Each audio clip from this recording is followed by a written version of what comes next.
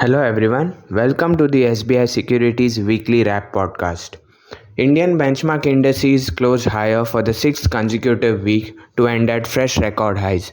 Nifty and Sensex closed with gains of 0.7% each for the week, while the BSE mid and small cap indices underperformed the benchmarks, closing on a mixed note. The BSE mid cap index ended with gains of 0.1%, while the small cap index ended with a loss of 0.3%. The lower than expected inflation data for the month of June in the US and expectations of early interest rate cut, a strong start to the domestic earnings season, and FII inflows helped the Nifty to close above the 24,500 level for the first time ever. The US CPI data at 3% YOY was lower than the estimate of 3.1%, and the core CPI 2 at 3.3% YOY was lower than the expectation of 3.4%. So that led to the markets now expecting a rate cut as early as September this year, with the possibility of two rate cuts in 2024 as compared to one earlier. And the testimony of US Fed Chair Jerome Powell to the US Senate also indicated that inflation is showing downward trajectory and that holding interest rates higher for longer may hamper growth in the US. So overall looks like we could be having rate cuts in the US this year. The domestic earnings season for Q1 FY25 kicked off on a good note. TCS performance positively surprised the street, leading to 4.5% jump in the Nifty IT index in a single day on Friday. And the FII inflows and robust domestic mutual fund participation also helped in keeping the market sentiment buoyant. For the week, FIIs were net buyers in the cash market with figure of 5,047 crores, and DIIs also were net buyers with a figure of 7,042 crores. Talking about the weekly gainers and losers on the BSE in terms of sectors, so IT index naturally because of TCS's good performance ended higher 3.5% for the week.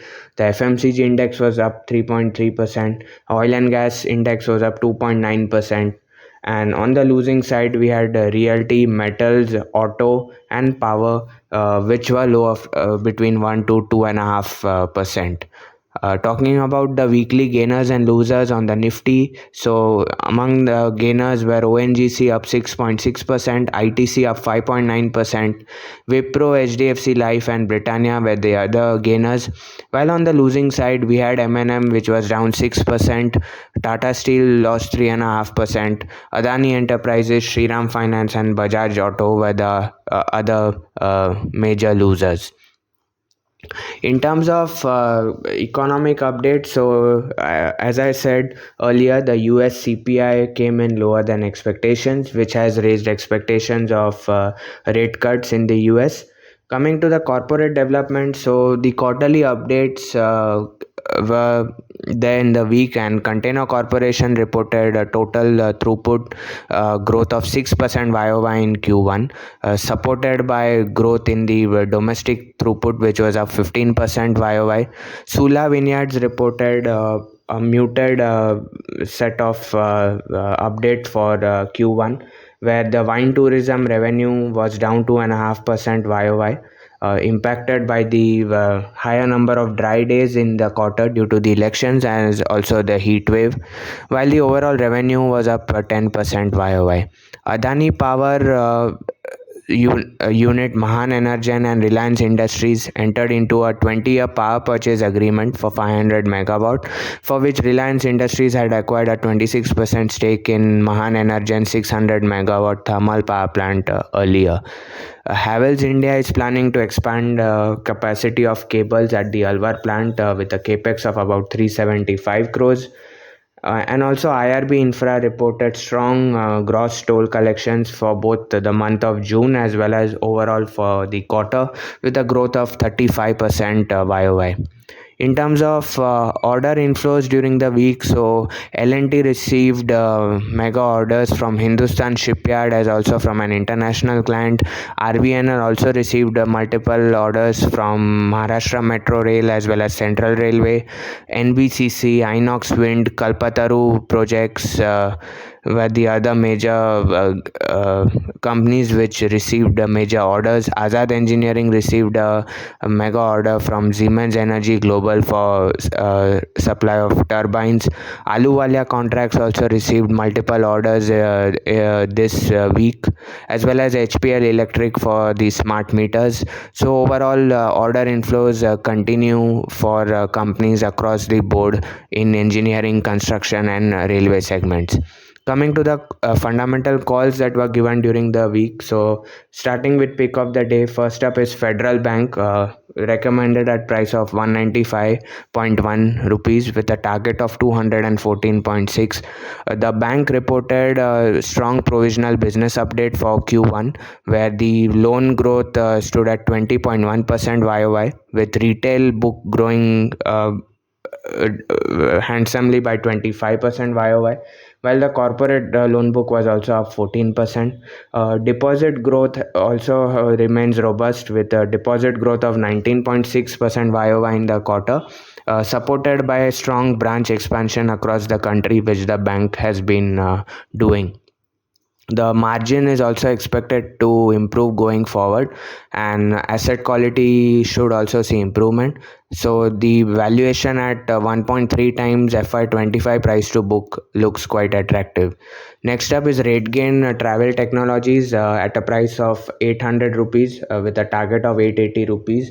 Now, this company is one of the world's largest processors of hotel bookings, pricing data, as well as customer data analytics.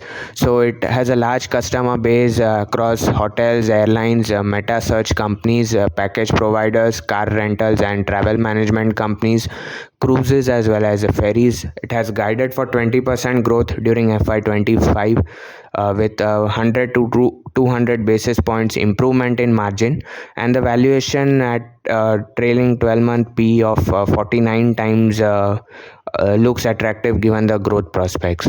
Next up is Mahanagar Gas Limited, MGL, at a price of 1709.6 with a target of 1880.6. The company is a city gas distributor in the licensed areas of Mumbai, Thane, and Raigad districts in Maharashtra, and there has been pickup in CNG vehicle registrations and conversions due to attractive cost economics versus petrol and diesel vehicles. Also, many OEMs are launching their CNG versions, which has been finding good traction. So, the likes of Maruti, Hyundai, Tata Motors, Ashok Leyland, and now even Bajaj Auto has launched the first CNG motorcycle. And at a valuation of FY25 P of 15.2 times, it is trading at discount to its peers IGL and Gujarat Gas. So, stable, high single digit volume growth along with geographical and business diversification should support the valuation. Coming to the pick of the week call during the week, so Nalco was recommended at a price of 204 rupees with a target of 234.6. It is a fully integrated aluminium producer from mining ore to metal, and one of the lowest cost producers of alumina.